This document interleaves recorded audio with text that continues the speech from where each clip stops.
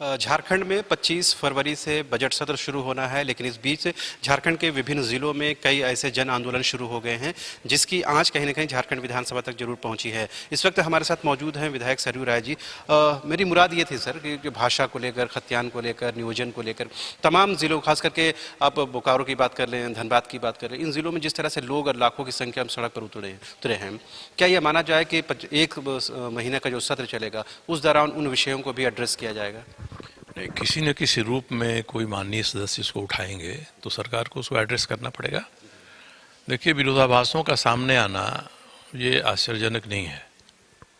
सवाल ये है कि जब ऐसे विरोधाभास सामने आ जाते हैं तो उसका प्रबंधन किस तरह से किया जाए, क्योंकि एक व्यक्ति एक समस्या को लेकर जो दृष्टिकोण जाहिर करता है वह दृष्टिकोण सबका दृष्टिकोण कैसे बन सकेगा या सबका मिलाकर एक नया दृष्टिकोण कैसे हो सकेगा, यही संवाद के माध्यम से तय होता है। इसलिए जिलों में भाषा को लेकर जो विवाद छिड़े हैं इनका समाधान आवश्यक है, और जो सरकार में बैठा व्यक्ति है या सरकार में बैठे लोग हैं उनके ऊपर संविधान का, कानून का प्रतिबंध है, सीमा है, मर्यादा है उनकी। जो नहीं है वो अपनी बात को किसी रूप में कह सकता है, मगर दोनों ही मिलकर बैठें, तय करें कि हम इसका समाधान क्या करेंगे। कोई समाधान निकलेगा जिसमें अधिक से अधिक सहमति होगी तो वह राज्य के लिए अच्छा होगा, बेहतर होगा। इसलिए अपने विचारों में अधिकतम सहमति बनाने का प्रयास विपक्ष को और शासक दल को मिलकर करना चाहिए। सर, आपने कहा कि 2 जिलों से क्षेत्रीय भाषाओं की सूची से भोजपुरी मगही हटाया गया, पहले लाया गया उसका तर्क था, हटाने का भी तर्क हो सकता है। तो सवाल यह है कि कौन सा तर्क गलत था या कौन सा सही है? तो दोनों बातें सही तो नहीं हो सकती। नहीं, देखिए, गलत और सही के खाके में हम डालेंगे इसको तो फिर ठोका गया। सरकार को कुछ महसूस हुआ होगा, कुछ नियम ने, कुछ कानून ने उनको इसके लिए आश्वस्त किया होगा, क्या पैसा कर सकते उन्होंने किया। बाद में लगा कि साहब लोग इसके खिलाफ खड़े हो गए। तो जो जन भावना है उस जन भावना को भी संविधान कानून की कसौटी पर कस के अगर उन्होंने निर्णय लिया है तो दोनों चीज़ों का खुलासा हो जाएगा। देखिए, इस राज्य में दो ही साफ अगर साफगोई से हम बात करें तो स्थानीय नीति, जिसमें लोग 1932 के खतियान की बात करते हैं। मेरे जैसे व्यक्ति को 1932 के खतियान के आधार पर स्थानीयता तय करने में कोई आपत्ति नहीं। एक कोई आधार है, आधार सामने आया, अब जिसको तय करना है वह उस खतियान को आधार बनाकर तय करेगा, तो उस नीति को कैसे लागू करा सकेगा, सवाल इस पर है। कितने लोग उसमें छूटेंगे, कितने लोग आएंगे, कितने लोगों को उससे नुकसान होगा, तो ये सरकार का काम है। 1932 का खतियान है, भाषा है, जो भी वह देख कर करे। इसलिए मैंने कहा था कि भाई जब बिहार अलग हो गया तो झारखंड के भीतर एक बिहार है जो अब झारखंड है। तो जो झारखंड के रहने वाले हैं उनको भी इस बात को इसी नज़रिए से देखना पड़ेगा। अगर उसके आचरण में राज्य हित के खिलाफ कोई बात होती है आप जरूर आपत्ति करिए, मगर एक जमात को हम मान लेंगे कि ये जमात इस राज्य में रहते हुए भी इस राज्य की नहीं है, तो ये सही स्थिति नहीं होगी। सरकार के ऊपर है। मुझे व्यक्तिगत रूप से 1932 के खतियान पर कोई आपत्ति नहीं है। किसी भी तरह का पैमाना हम लें, उस पैमाने पर कोई आपत्ति नहीं होगी।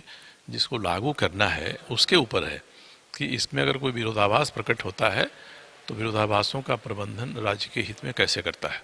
आखिरी सवाल सर, जिन झारखंड के अंदर जिस बिहार की बात की सर, उसके तरफ से मुखरता के साथ आवाज़ उठाई जा रही है और कुछ लोगों ने यहाँ तक कह दिया कि हमको झारखंड के अंदर ही मगध राज्य सेपरेट दे दिया जाए ताकि हम सुरक्षित महसूस करें। तो ये बातें भी सामने आ रही हैं और एक वर्ग ऐसा जो खुद को असुरक्षित महसूस कर रहा है इन चीज़ों को लेकर, जितनी मुखरता के साथ भाषा और खतियान की आवाज़ उठाई जा रही है। ये सही नहीं है, ये दृष्टिकोण सही नहीं है कि कोई कहे कि झारखंड के भीतर हम मगध राज्य बनाएंगे। ये प्रतिक्रिया में कही हुई बात है, तात्कालिक किसी के भावना का उद्वेग उमड़ा, उन्होंने ऐसा कह दिया। मगर जो भी झारखंड में हैं, बिहार के हों, केवल बिहार ही नहीं है, बिहार है, उत्तर प्रदेश है, जमशेदपुर जैसे जगहों में साउथ इंडिया के लोग हैं, कोई राज्य ऐसा नहीं है जहाँ के लोग नहीं हैं।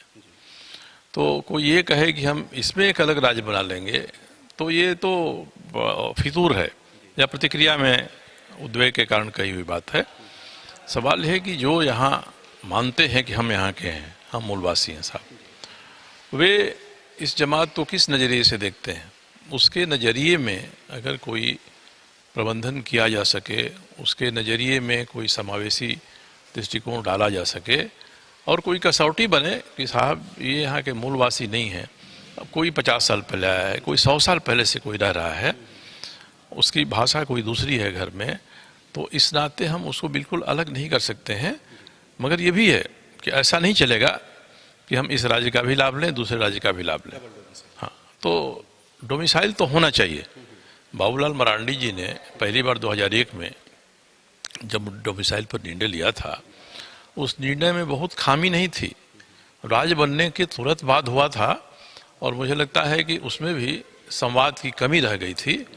इसलिए ये सब संवेदना के स्तर पर हैं, सेंटिमेंट्स के स्तर पर हैं। जो व्यवहारिक स्तर पर हम जाएंगे कि इस राज्य को आगे बढ़ाना है, तो सबको मिलकर एक नया नज़रिया, जो इस राज्य का नज़रिया होगा और सभी उससे सहमत हों, तब हो सकता है। और कई ऐसी संख्या में लोग रह सकते हैं जो यहाँ रहते हैं, यहाँ काम करते हैं, यहाँ व्यापार करते हैं, मगर वे डोमिसाइल दूसरे राज्य के हैं, उनको भी रहने का काम करने का हक है, मगर डोमिसाइल के अधीन वो इस राज्य के नागरिक नहीं हो सकते हैं। इसलिए दोनों को ही समझना पड़ेगा।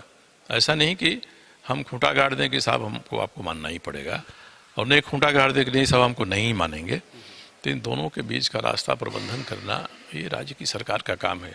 जिसने अपनी बागडोर अपने हाथ में लिया है, वो अधिक से अधिक विमर्श करे और सहमति के बिंदु निर्धारित करें कि ये हमारी सहमति के बिंदु हैं।